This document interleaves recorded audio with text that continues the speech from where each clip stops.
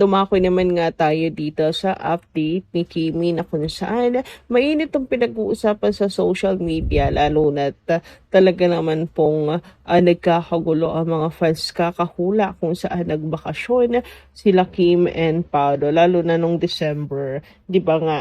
Kasi nga pinag-uusapang magkasama po ang Kim Pao, Pasko at Bagong Taon. So for sure, paiba-iba naman yung kanilang pinuntahan for December and for January. So, December update ni Kimi, pinag-uusapan po ng mga fans na sila ay pumunta po ng Norway. Ang daming mga nagsasabing talagang nakita, spotted nila sila Kim and Paolo, nakasabay and all.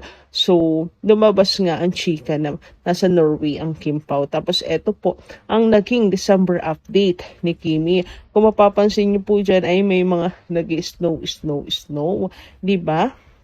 So, possible talagang totoo. Ito yung December update niya. Oh. So, dito pala talaga siya nagbakasyon. Ano po, ng Pasko, nag-spend, at nakakapanibago kasi last year, di ba kasama po niya kanyang pamilya, sila Tilakam, sa Tagaytay. But this time, mas pinili niya na makasama si Paolo Avellino mag-vacation this holiday season. So, yung January, hindi natin alam kung saan ang kanilang ruta. Pero sana with Aki. And eto naman, based sa update ni Kim Chiu, paniguradong tumatalon po.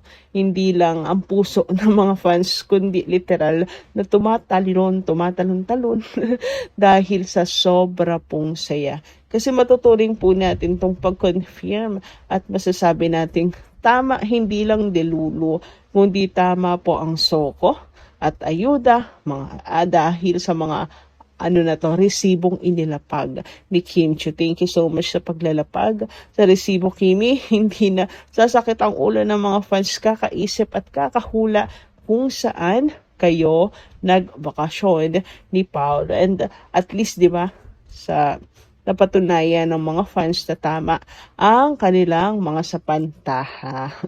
Anyway, based dito sa larawan na to, maaring Norway talaga to or Iceland. Kasi kung si paring Google ang ating tatanungin, Iceland ang kanyang ituturo based po sa larawan. Ganun pa man, ang importante ay totoo talaga na nag-ibang bansa ang Kim Pao. Huy, grabe. Thank you so much. Napakagandang po nito, ayuda and balita para sa mga Kim Pao fans. Masasabing natural lang na matuwa at ma-excite ang Kim Pao fans sa balitang ito. Lalo na't matagal na nilang hinuhulaan at binibigyang kahulugan ng bawat kilos, post at pahiwatig ni na Kim Chiu at Paolo Avellino. Para sa marami, parang validation ito ng matagal na nilang paniniwala na may espesyal na ugnayan ang dalawa, lalo na kung New Year pa raw sila nagsama, isang panahong simbolo ng bagong simula at pag-asa. Gayunpaman, mahalaga pa ring maging maingat. Hanggat wala pang malinaw at opisyal na kumpirmasyon mula kina Kim at Paolo mismo, nananatili pa rin itong bahagi ng espekulasyon at interpretasyon ng fans. Madalas kasi sa showbiz, kahit simpleng pagkakasama, kaibigan man, katrabaho o magkakasabay lang ang selebrasyon, ay agad na bibigyan ng mas malalim na kahulugan. Sa kabilang banda, hindi rin may kakaila na malaki ang epekto ng tambalan nila. Mula sa kanilang proyekto hanggang sa natural na chemistry, ramdam ng fans ang genuine connection, kaya hindi na nakapagtataka kung bakit sobra ang tuwa at kilig ng Kim Pao community. Para sa mga taga-suporta, sapat na minsan ang makita silang masaya at komportable sa isa't isa, kahit walang malinaw na label. Sa huli, respeto pa rin ang pinakamahalaga.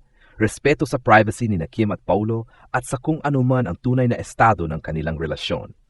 Kung totoo man ang mga hula ng fans, darating din ang tamang panahon para aminin yon. At kung hindi man, mananatili pa rin ang suporta dahil ang mahalaga ay ang inspirasyon at saya na naibibigay nila sa kanilang mga tagahanga. Ipinapakita lang ng reaksyong ito kung gaano kalakas at kasolid ang fandom ng Kim Pakilig, haka-haka o simpleng suporta. Palagi na riyan ang fans para umunawa, maghintay at magmahal. Para sa akin, nakakatuwa pero kailangan pa ring timbangin ng maayos ang balita. Naiintindihan kung bakit sobrang saya ng Kim Pao fans. Matagal na kasi nilang sinusubaybayan sina Kim Chiu at Paulo Avellino. At kapag may lumalabas na balitang parang napapatunay sa hinala nila, natural lang ma-excite at makaramdam ng kilig. Lalo na't New Year pa raw ito nangyari, na para sa marami ay simbolo ng bagong yugto at mas malalim na ugnayan.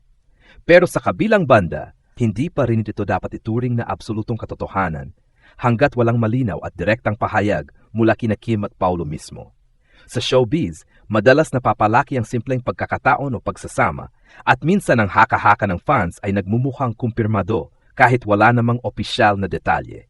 Sa kabuuan, masasabi kong ang balitang ito ay nagpapakita kung gaano kalakas ang impact ng Kim Pao tandem at kung gaano ka-invested ang fans sa kanila. Masaya itong pag-usapan, nakakadagdag kilig at excitement, pero pinakamahalaga pa rin ang paggalang sa kanilang privacy at ang paghihintay sa tamang panahon kung kailan sila mismo ang magsasalita. Hanggat wala iyon, mas mainam na tangkilikin muna ang magagandang proyekto at inspirasyong ibinibigay nila sa mga tagahanga. Para sa mga Kim Pao fans, ang balitang ito ay tila isang malaking kaganapan, parang dream come true na naabot ang kanilang hula o hinala. Hindi biro ang investment ng fans sa bawat kilos, post at pahiwatig ng dalawa, kaya kapag lumabas ang ganitong balita, natural lang na sumabog ang kilig at tuwa. Para sa kanila, parang may katuturan ang kanilang mga prediksyon at parang napatunayan na nila na may espesyal na koneksyon ng dalawa. Ang New Year pa, isang panahon na puno ng simbolismo, panibagong simula, bagong pag-asa at pagbubukas ng bagong yugto. Kaya naman, mas nagiging makabuluhan ang balita sa mata ng mga tagahanga. Ngunit mahalaga ring maging maingat sa konklusyon. Hanggat walang opisyal na pahayag mula kina Kim at Paulo, nananatili itong bahagi ng espekulasyon. Sa mundo ng showbiz, kahit simpleng pagsasama o sabay na pagdalo sa isang event ay madalas na nabibigyan ng mas malalim na interpretasyon. Ang tuwa at excitement ng fans ay natural, pero hindi ito kakatumbas ng opisyal na kumpirmasyon. Sa kabilang banda, ang balitang ito ay nagpapakita rin kung gaano kalakas ang impact ng Kim Pao tandem. Mula sa kanilang proyekto hanggang sa kanilang chemistry, ramdam ng mga tagahanga ang authentic na connection na ito. Para sa fans, sapat na minsan ang makita silang masaya at komportable sa isa't isa kahit walang label ang relasyon. Ang ganitong tuwa ay nagpapakita rin ng solidong fandom, isang komunidad na handang sumuporta at magbigay ng kilig kahit speculative pa ang balita. Sa huli, ang pinakamahalaga ay respeto sa privacy ng dalawa. Kung totoo man ang hula ng fans, darating din ang tamang panahon para aminin iyon. Kung hindi, mananatili pa rin ang suporta dahil ang mahalaga ay ang inspirasyon at saya na naibibigay nila sa mga tagahanga. Ang balitang ito sa kabuuan ay nagdudulot ng kilig, excitement at pagsasama-sama ng fans na isa ring magandang aspeto ng fandom culture na nagbibigay saya, pag-asa at pagkakaisa sa mga tagahanga. Kung pag-usapan pa natin at idagdag sa balitang ito, maraming aspeto ang pwedeng masabi. 1. Ang epekto sa fandom. Malaking bahagi ng balita ang reaksyon ng Kim Pao fans. Mula sa social media hanggang sa mga fan pages, nag-uumapaw ang kilig, comments, memes at mga haka-haka. Ipinapakita nito kung gaano kalakas ang emotional investment nila sa dalawa. Ang ganitong engagement ay isang indikasyon kung gaano ka-influential ang Kim Pao tandem sa kanilang fan community. 2. Public perception versus privacy. Habang tuwang-tuwa ang fans, mahalaga rin tandaan na may pribadong buhay ang mga artista. Hindi lahat ng kasama sa balita ay nangangahulugang romantikong relasyon. Ang pagrespeto sa kanilang privacy ay mahalaga, lalo na kung ang mga ganitong posts ay pwedeng magdulot ng pressure o maling interpretasyon sa kanila. 3. Timing at symbolism. New Year pa raw ang pagkikita nila, kaya mas nagiging symbolic ang balita. Para sa marami, parang sinasabi ng universe na may bagong simula o mas malalim na chapter sa kanilang relasyon. Para sa fans, nakakailig itong detalye dahil sinasalamin nito ang pag-asa, kilig at excitement sa bagong taon. 4. Potential impact sa careers. Kung tunay man ang koneksyon o hindi, ang ganitong balita ay pwedeng magdala ng positibong publicity sa parehong artista. Mas tumitindi ang kanilang fanbase, mas lumalakas ang engagement sa social media at mas napapansin ang kanilang proyekto. Sa kabuuan, ito ay isang win-win situation sa fans at sa industriya.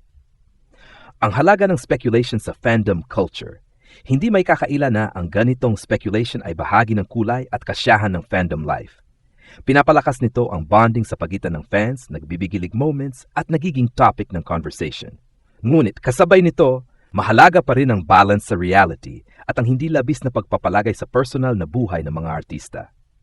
Sa madaling salita, ang balitang ito ay hindi lang simpleng update. Ito ay nagbubukas ng diskusyon sa kilig, fandom culture, public perception at ang epekto ng celebrity news sa tagahanga at sa industriya mismo.